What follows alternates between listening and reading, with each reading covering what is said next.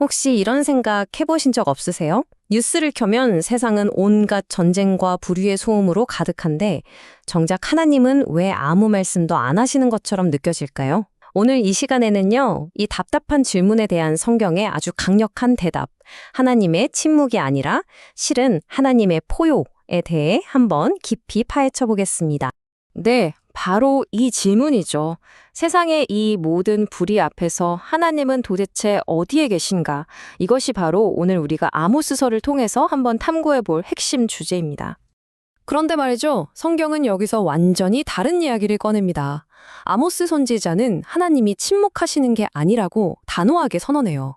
오히려 그분은 지금 포효하고 계시다는 겁니다. 자, 그렇다면 이 포효라는 게 대체 뭐를 의미하는 걸까요? 첫 번째로 우리는 그 소리가 어떤 성격의 소리인지부터 정확히 이해해야 합니다. 이 포효를 뜻하는 히브리어 단어가 바로 샤아그인데요. 이게 그냥 소리치는 게 아니에요. 사자가 먹잇감을 덮치기 바로 직전 더 이상 도망칠 수 없는 그야말로 절체절명의 순간에 터져나오는 소리인 거죠. 오늘 분석의 핵심, 바로 이 긴박한 사자의 이미지입니다. 네, 맞습니다. 그러니까 이 샤아그는 뭐 나중에 심판할 거야 이런 미래에 대한 경고가 아니라는 거죠. 바로 지금 심판이 시작됐다는 선언인 겁니다. 하나님이 더 이상 지켜만 보지 않으시고 지금 당장 행동에 나서신다는 아주 긴급한 신호인 셈이죠. 자, 그럼 이 무시무시한 포효, 도대체 누구를 향한 걸까요? 여기서 아모스 선지자가 아주 극적인 전개를 보여주는데요. 이게 정말 흥미롭습니다. 심판은 처음에는 이스라엘 주변의 적들을 향해서 시작돼요.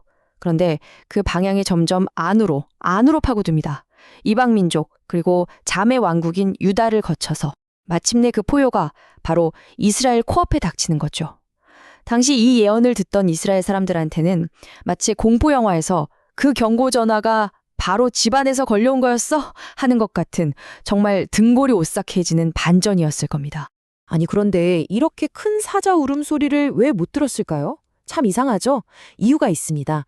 바로 당시 종교 지도자들이 이 메시지를 완전히 왜곡해버렸기 때문이에요.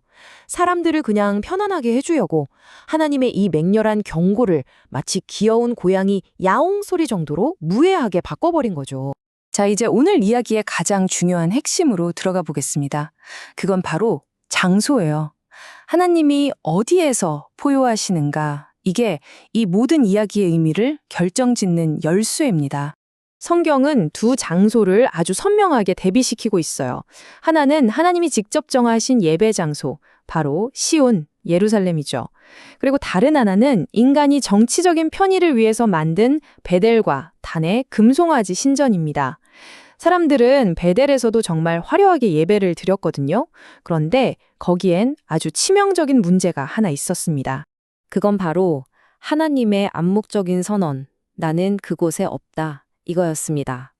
아무리 겉보기에 화려하고 정교한 종교 이식을 치러도 하나님이 거기에 함께하지 않으시면 그건 그냥 텅 빈 메아리일 뿐이라는 거죠.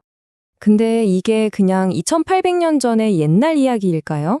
놀랍게도 이 이야기는 오늘날 우리 현실과 너무나도 맞닿아 있습니다. 현대판 베델과 단은 과연 어떤 모습일까요? 예를 들면 이런 거죠. 성경 말씀은 살짝 곁들이고 대부분은 성공이나 번영에 대한 이야기로 채워온 곳. 죄나 회개, 희생 같은 불편한 개념들은 슬쩍 빼버리고요. 정의를 외치기보다는 정치적인 구호를 더 앞세우고 무엇보다 진리보다는 내 기분을 좋게 해주는 것에만 집중하는, 어쩌면 이런 곳이 바로 현대판 베델일 수 있습니다. 편리하고 위로는 될지 몰라도 정작 하나님의 임재는 없는 그런 공허한 장소 말이에요. 자, 그렇다면 하나님이 계시지 않는 곳에서 울려 퍼지는 이 포효는 대체 어떤 결과를 가져올까요? 아모스서 1장 2절의 뒷부분이 그 답을 명확하게 보여줍니다. 목자들의 초장이 마르고 갈멜산 꼭대기가 마르리로다. 보세요. 이 포효는 그냥 소리가 아니에요. 우리가 가장 풍요롭고 가장 안전하다고 믿는 삶의 기반 자체를 송두리째 흔들고 메마르게 만드는 엄청난 힘을 가졌다는 겁니다. 이 구절은 우리 각자에게 질문을 던집니다. 당신의 초장, 당신의 갈멜은 무엇인가요? 어쩌면 그게 당신의 직업이나 돈일 수도 있고 건강이나 젊음일 수도 있겠죠. 아니면 명성이나 사회적 지위일 수도 있고요. 하지만 기억해야 합니다. 하나님의 그 포요 앞에서는 이 모든 것들이 한순간에 말라버릴 수 있다는 사실을요. 자, 이제 이 모든 논의를 거쳐서 마지막 지점에 거의 다 왔습니다. 이제는 질문의 방향을 하나님에게서 우리 자신에게로 한번 돌려볼 시간이에요. 결국 문제의 본질은 이게 아니었을까요? 하나님의 침묵이 아니라 우리의 영적 청각 상실.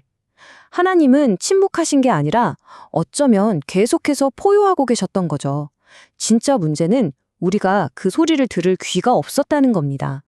하나님의 포효는 그냥 옛날 이야기가 아니에요. 오늘날에도 그분은 말씀하십니다. 우리 안의 양심을 통해서 또 성경의 말씀을 통해서요. 때로는 사회를 뒤흔는 큰 사건들을 통해서 또 전 세계적인 현상들을 통해서도 그분의 목소리를 들려주시죠. 우리는 과연 어디에 귀를 기울이고 있을까요? 그래서 결국 우리가 처음 던졌던 질문으로 돌아오게 되는데요. 이제는 관점이 완전히 달라졌습니다. 하나님은 왜 침묵하시는가가 아니라 나는 지금 그분의 포효를 듣기 위해 어디에 서 있는가? 이것이야말로 오늘 이 시간을 통해 우리 스스로에게 던져야 할 가장 중요하고 또 절실한 질문일 겁니다.